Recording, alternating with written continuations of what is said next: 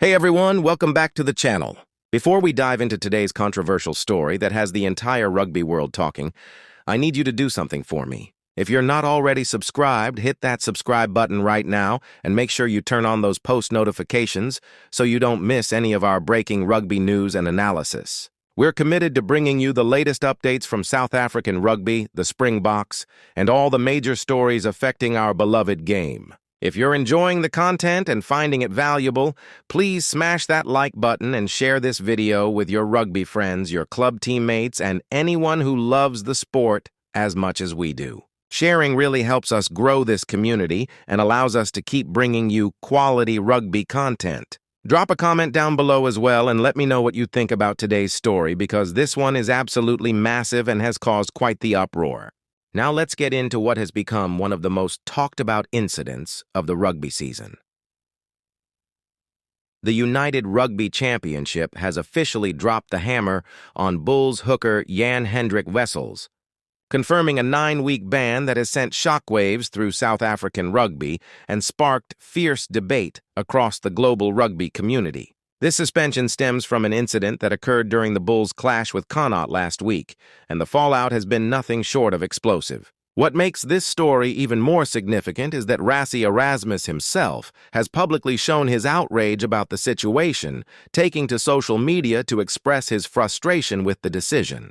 When the Springbok head coach gets involved and makes his feelings known publicly, you know this is more than just a routine disciplinary matter.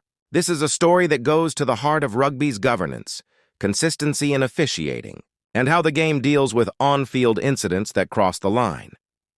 So, let's break down exactly what happened and why this has become such a contentious issue.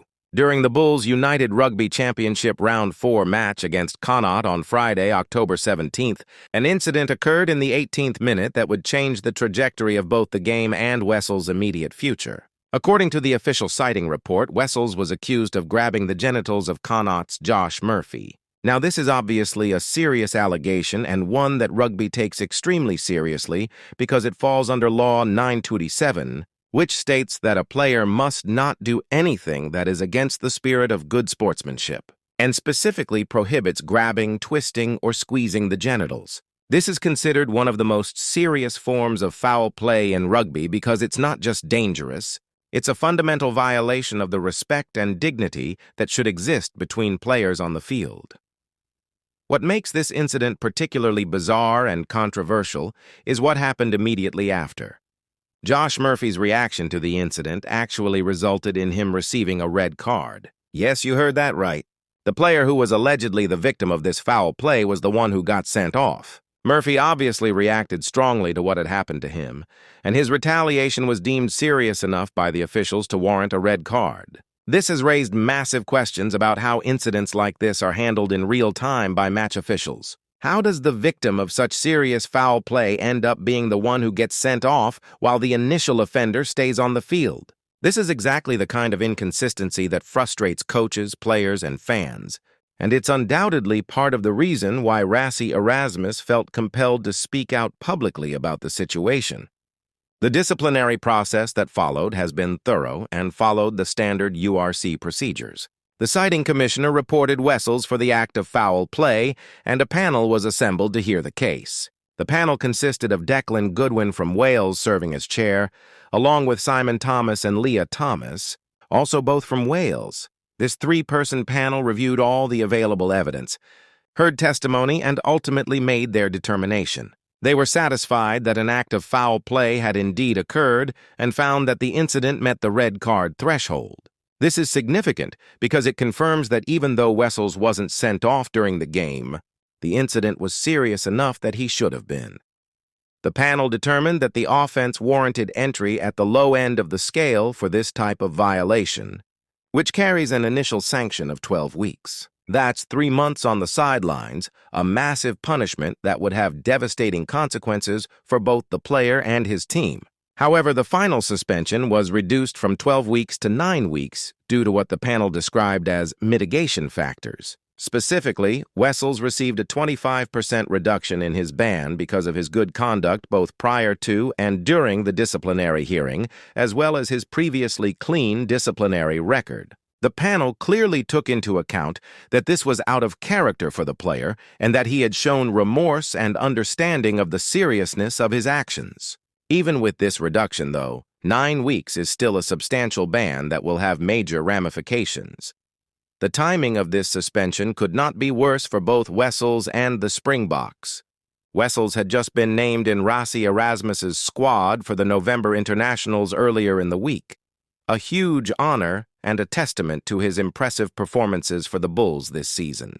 The Springboks are set to face a murderous schedule during their European tour, with tests against Japan at Wembley Stadium, France in Paris, Italy in Turin, Ireland in Dublin, and Wales in Cardiff. These are 5 incredibly challenging matches against quality opposition, and losing a player of Wessels' caliber is a significant blow to the squad depth. Wessels will now miss all of these crucial international fixtures, sitting on the sidelines while his teammates represent South Africa.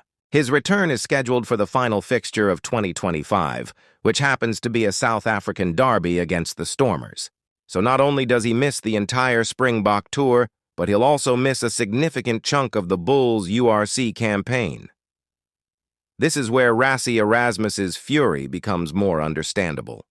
The Springbok head coach has built his squad carefully, identifying players who fit into his systems and can contribute during this important tour. Losing Wessels to suspension disrupts those plans and forces him to reconsider his hooking options. But Rassie's anger seems to go beyond just losing a player.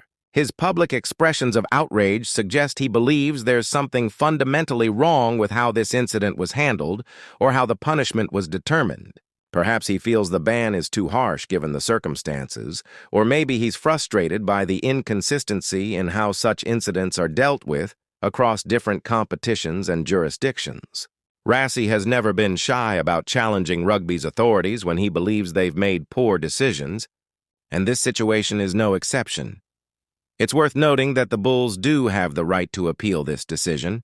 An appeal could potentially reduce the suspension further or even overturn it entirely if the Bulls' legal team can present compelling arguments that the panel made errors in their disciplinary process or applied the wrong standards. However, appeals in rugby disciplinary matters are notoriously difficult to win unless there are clear procedural errors or new evidence that wasn't available during the original hearing. The Bulls will have to carefully weigh whether an appeal is worth pursuing or whether they should accept the 9-week ban and move forward.